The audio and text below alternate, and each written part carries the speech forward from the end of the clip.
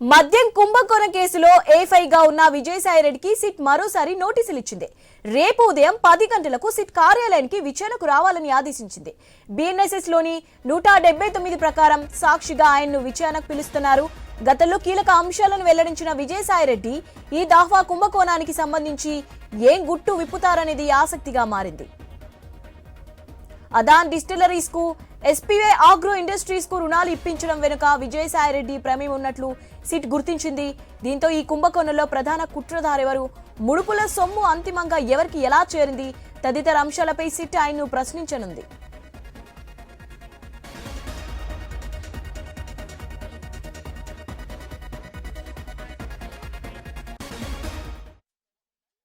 మరోవైపు ఈ కుంభకోణానికి సంబంధించి చెప్పాల్సి వస్తే మరిన్ని వివరాలు భవిష్యత్తులో వెల్లడిస్తానంటూ గతంలో ఆయన ప్రకటించారు.